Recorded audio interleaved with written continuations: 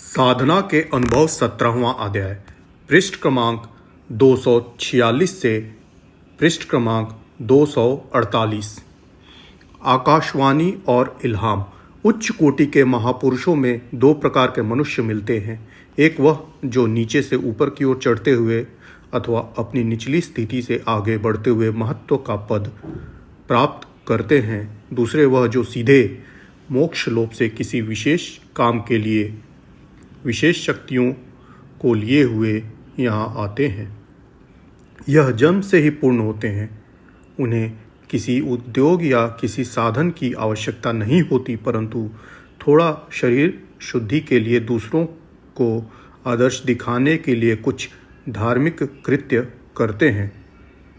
पहले वाले संत, महात्मा, ऋषि, मुनि, वली कहलाते हैं और दूसरे अवतार, नबी, रसूल बोले जाते हैं। जो संकेत आसुरी, दैवी या आत्मिक पहली किस्म के महापुरुषों को अनुभव होता है उसका नाम आकाशवाणी है। मुसलमानों में इसी को हदीस बोलते हैं। जो आज्ञाएं अहकाम विश्व के प्रबंधकर्ता की ओर से दूसरे प्रकार के महात्माओं को मिलती है और आकाशवाणी की तरह ही सुनाई देती है, उन्हें इल्हाम या श्रुति कहा जाता है। यही हदीस और इल्हाम अथवा आकाशवाणी और श्रुति का भेद है। साधु, महात्मा और फकीर को इल्हाम नहीं होता। यदि वह ऐसा दावा करता है तो झूठा है। इल्हाम में काम करने का तरीका या ऑर्डर होता है। जो दिव्य आत्माएं संसार में धार्मिक रिफॉर्म या धर्म की रीति रिवाजों में परिवर्तन करने आती हैं, उनके लिए जो अखाम समय समय पर ऊपर से मिलते हैं उनको इल्हाम कहते हैं। इन दोनों प्रकार की महान आत्माओं में जो योग मार्गिमी होते हैं उन्हें आकाशवाणी या इल्हाम के दिन के समय सुनाई देता है, और जो भक्ति या प्रेम के पथ वाले हैं उन्हें रात के समय सुनाई देता है। और रात में भी 12 बजे और ब्रह्म मुहूर्त के बीच टाइम में। और जो अनन्य प्रेमी होते हैं, जिसमें कोई दुराव नहीं रहता, जिसने अंदर से गैरियत जाती रहती है और एकत्व भाव आ जाता है, उनके लिए कोई समय नियत नहीं होता। जब भी मालिक की मौज आ जाए ऐसा नियम है, परंतु यह सब समाधि अवस्था में ही ध्यान के साथ आता है। यदि उस समय अपना या अपने बाहरी वस्तुओं का ज्ञान मौजूद है तो वह न इल्हाम है न आकाशवाणी, वह भ्रम है, अपने मन का ही संकल्प है। इसे धोखे से साधकों को बचना चाहिए। मगर यह सारे कशप या अनुभव केवल उन्हीं लोगों के लिए है जो कुछ दिल से भुला के निष्कामता के साथ उधर को बढ़ते हैं और उस मालिक के मिलाप के सिवाय किसी प्रकार की गरज अपने अंदर नहीं रखते। उनके सारे साधन, सारा परिश्रम उनकी प्राप्ति के लिए होता है।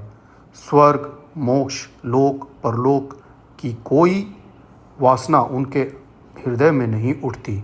ऐसे महापुरुषों की गिनती उंगलियों पर होगी, वरना देखा जा रहा है कि साधन पथ में भी अधिकतर लोग लौकिक और परलौकिक कामनाओं में जकड़े रहते हैं। कोई आनंद चाहता है, जब इसमें कमी देखता है तो भजन छोड़ बैठता है। कोई सांसारिक सभी मनोरथ पूर्ण करने का इच्छुक रहता है। जब तक ऐसा होता है भक्ति भाव दिखाता रहा, और जब कोई काम पूरा न हुआ अलग हो बैठा। कोई अद्भुत और अलौकिक दृश्य देखने को इधर लगे रहते हैं। कोई सिद्धियों और करामातें चाहते हैं। कोई परलोक में अपनी अच्छी गति चाहते हैं इत्यादि। यह सब ईश्वर के लिए नहीं बल्कि अपने मतलब को इधर आते हैं। ऐसे सकाम योगियों अथवा सकाम भक्तों के लिए न गुप्त रहस्यों में अनुभव है न आकाशवाणी है। हाँ, शैतान व नफसानी ताकतों के उलझाव हैं, जिनमें पढ़ के वह मायावी हद के अंदर ही चक्कर काटते रहते हैं। न उनके भाग्य में मुक्ति है और न असली दर्शन। जो जिज्ञासु चारों ओर से आंखें मीच के जब सारी संसारी पदार्थों से संबंध तोड़ के उस प्रभु के लिए आगे बढ़ेगा, उसी के लिए सब कुछ है। पहचान। हम ऊपर बता चुके हैं कि तीनों प्रकार की प्रेरणाओं की पहचान साधक के लिए महा कठिन है। अधिकतर इसमें धोखा हो जाते हैं, लेकिन फिर भी सब में सूक्ष्म अंतर तो होता ही है, और वह इतना बारीक होता है जिसको शब्दों में लाना अत्यंत कठिन है। पुराने महापुरुषों ने इस विषय में कुछ न कुछ लिखा अवश्य होगा, परंतु अभी तक उन शब्दों को देखने का सौभाग्य हमें प्राप्त नहीं हो सका। इसलिए यहाँ पर जो हम बता रहे हैं, यह सब अपने अनुभव के आधार पर ही शब्दों को जोड़ने का कोशिश है। नहीं कहा जा सकता कि वह ठीक है या नहीं, अंतर के भाव शब्दों में आ सके हैं या नहीं। हमने यह समझा है कि साधक की स्थिति जिस समय तक प्राणमय और मनोमय कोश में है, तब तक जो प्रेरणा उसे सुनाई देगी वह मन की होगी, और विज्ञान में कोश की स्थिति में जो नफ्स की अहंकार व दैवी होगी, और आनंदमय कोश में स्थिति में सुनने वाली आवाज़ आत्मा की अर्थात रहमानी होगी। इनका अंतर श्रोता उस समय की अपनी स्थिति से लगा ले। इसके अतिरिक्त समझाने के लिए और कोई शब्द ध्यान में नहीं आ रहे हैं। उस समय की सूरती को चढ़ाव उतार से अंदाज़ा लगा लेना चाहिए। कई सूफियों का ऐसा ख्याल है कि जो हरकत शरीर के बाईं तरफ से आती हुई जान पड़े वह शैतानी या मन की ओर से, जो दाहिनी की ओर से जान पड़े वह नफसानी या दैवी, और जो सर की तरफ से उतरती जान पड़े वह रहमानी अर्थात आत्मिक होती है। मुमकिन यह है यह ठीक हो, परंतु इतना अंदाज़ा लगाना ही यह फौरन किधर से हो रही है साधारण काम नहीं है। महान उच्च कोटि पर पहुँचे हुए पुरुष को इसका ठीक निर्णय कर सकते हैं, वरना अधिकतर साधक फेल ही होते देखे जाते हैं। विभूतियाँ।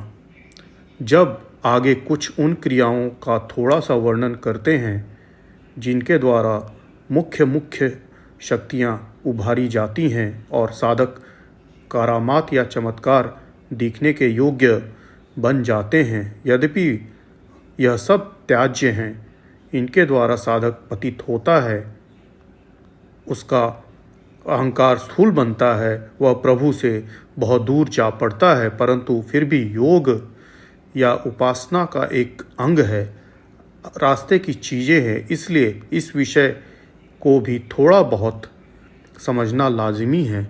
शक्ति प्राप्त करना है तो अत्यंत ही श्रेष्ठ है। शक्तिहीन न तो यहाँ सुखी रहता है और न पारमार्थिक मनोरथ के लिए ही प्राप्त कर सकता है। शक्ति हो पर उसका दुरुपयोग न होना चाहिए, वरना वह शक्ति नीचे खड्ड में गिरा देगी। शक्ति ही ऊंचा चढ़ाती और ईश्वर से मिलाती है, और शक्ति ही आंधे मुंह पटक के नरक में डालती है। वह बुरी चीज़ नहीं है, मगर उसे मिलने पर आगे से आपे से बाहर हो जाना और उपयोग ठीक न करना ही बुरा है। ऐसे समय शक्ति उस शक्ति को प्रयोग करने वाले को ही हानि पहुंचाती है और दूसरों को नुकसान नहीं होता।